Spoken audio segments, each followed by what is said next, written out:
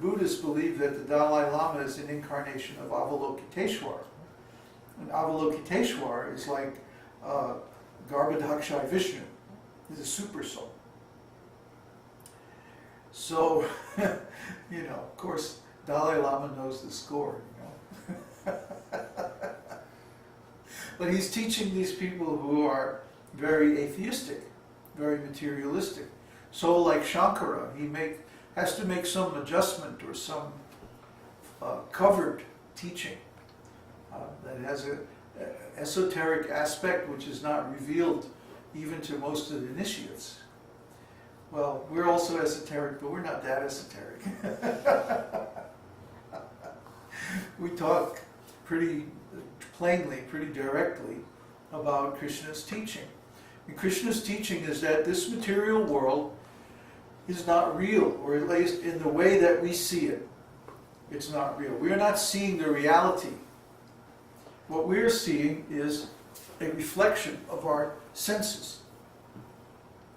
And of course, our senses are like animals.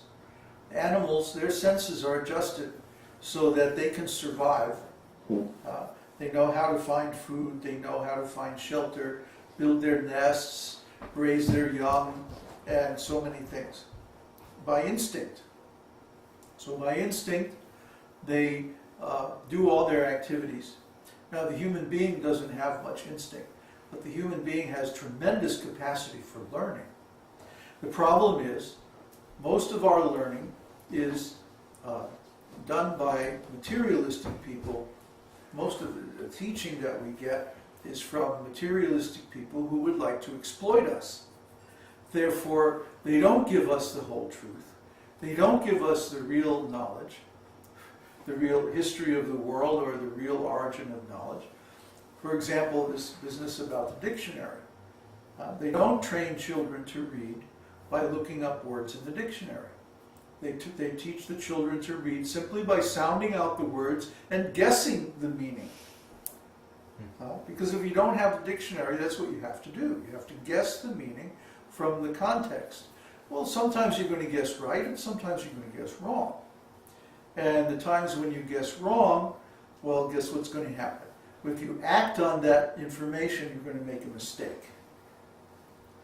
And this is very painful. Why should we have to learn by making mistakes? Why can't we learn simply by hearing or simply by reading? See, this was the Vedic system. First class intelligence means you learn by hearing. Second class intelligence means you learn by seeing. Oh, he did that and it was a big disaster, so I'm not going to do that. Third class is you do it and you make the mistake yourself.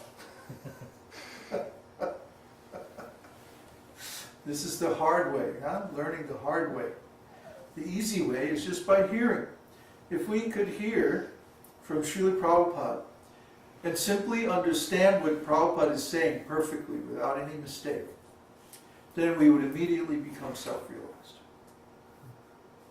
But because we have some wrong understanding of the meaning of the words, therefore we take the meaning in the wrong way and we become confused.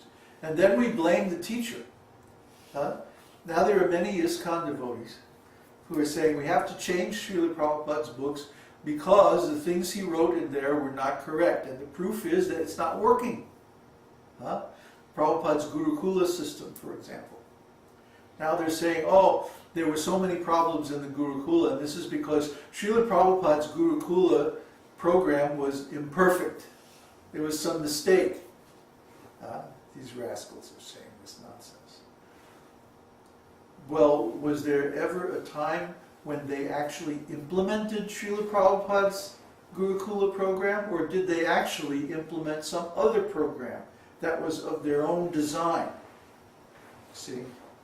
When we look at the history, when we look at what actually happened, we see that they never ever did implement Prabhupada's program. They never took Prabhupada's advice. They did things their own way. And their own understanding was very, very flawed. For example, they tried from the very beginning, 5 years old, to make the kids follow the whole morning program, sadhana. Get up at 4 o'clock, cold shower, temple room at 4:30, Mangal Arti, 16 rounds japa, Śrīmad-Bhāgavatam class, and then breakfast. Now, anybody who has a small child knows that they are not capable of doing this. Let's get real, people, right? And then if the kids had trouble doing this, they would beat them or do other very degrading punishments. And this is nonsense. And Prabhupada specifically forbade this in several letters written to the principals of the Gurukulas, and they never followed Prabhupada's advice. So, which Gurukula program were they doing exactly? Not Srila Prabhupada's. It seems like they had set the thing up deliberately to discourage these kids from becoming devotees. I mean, they could not have done a better job of making the kids sick of Krishna consciousness forever. Because you just cannot take a 5 or 6 year old child and expect them to go through 4 hours or 5 hours of intense activity without eating. They can't do it. Or chant 16 rounds. I mean, a young child that doesn't have the concentration to chant 16 rounds. They barely have the concentration to chant one mantra, you know. So these things have to be developed gradually at their own pace, and if you push, you will damage the child, and this is exactly what happened.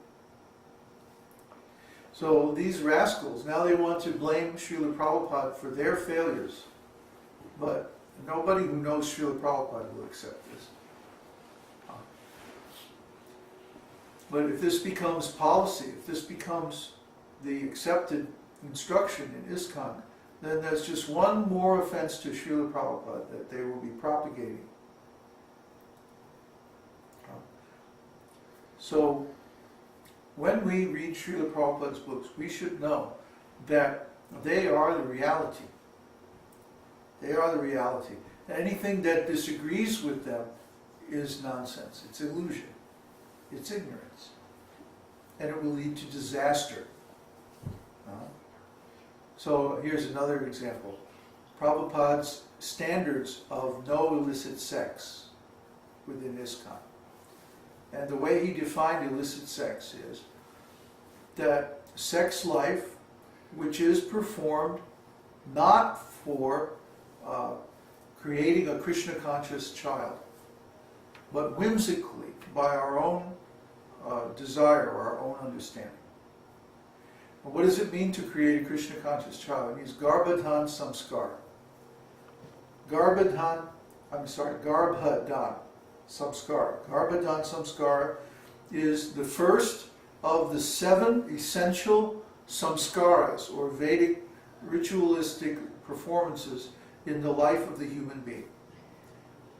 The next one is birth samskara, and the next one is name giving, and the next one is giving grains, and then initiation, spiritual initiation, and finally sannyas, and then death ceremony, shraddha, and like that. So there's 7 ceremonies that are essential in the life of a human being.